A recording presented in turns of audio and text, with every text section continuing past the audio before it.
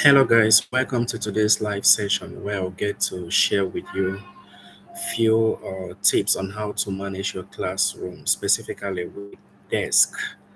As a new teacher, it's good for you to understand various sitting positions that you may want to implement in your class.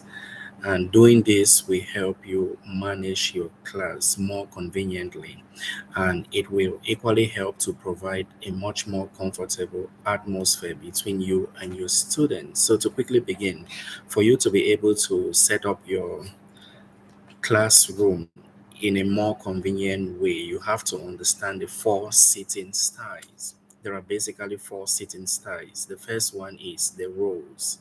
With the rows, you arrange the decks of students in a grid-like manner.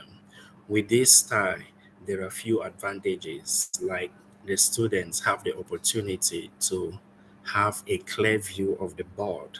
You, the teacher, you equally have the opportunity to interact with students because the row is open and access is quite easy because you can move around the classroom.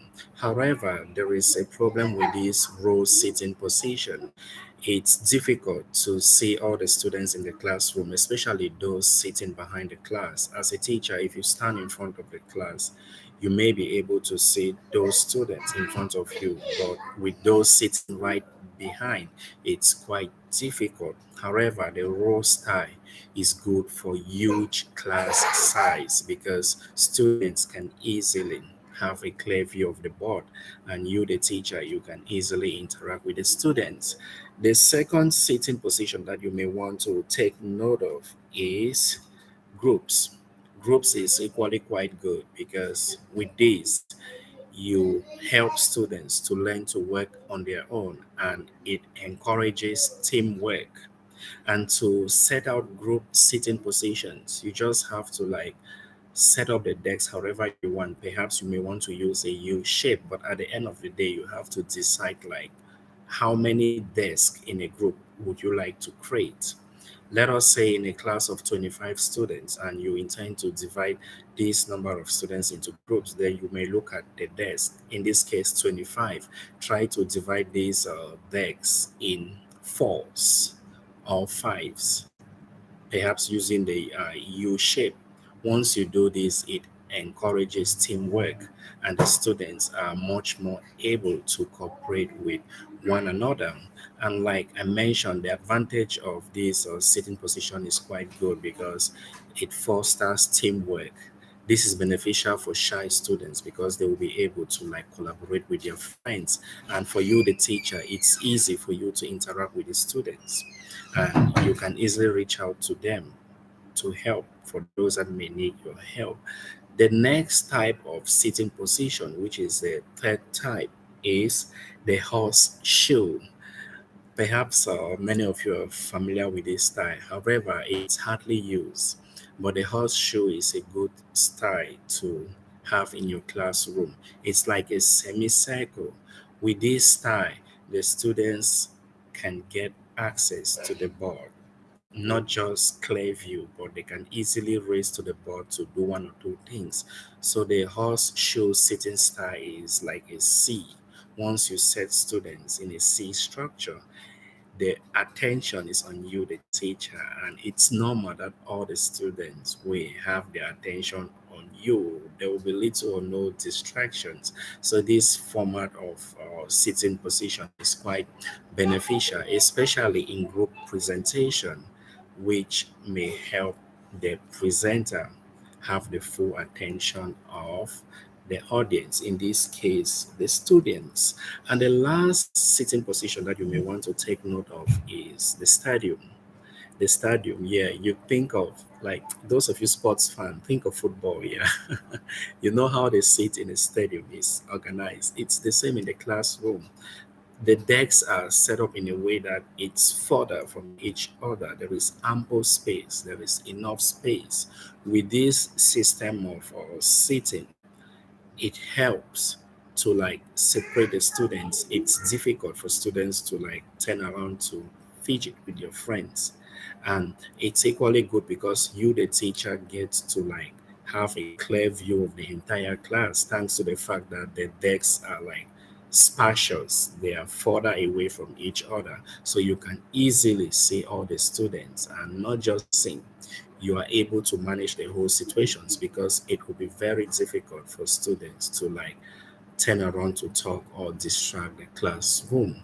These are the four teaching strategies that, or rather, these are the four sitting styles that you may want to implement to use in your classroom.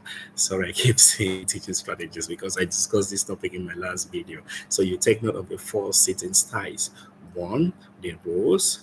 Two, horseshoes. Three, stadium.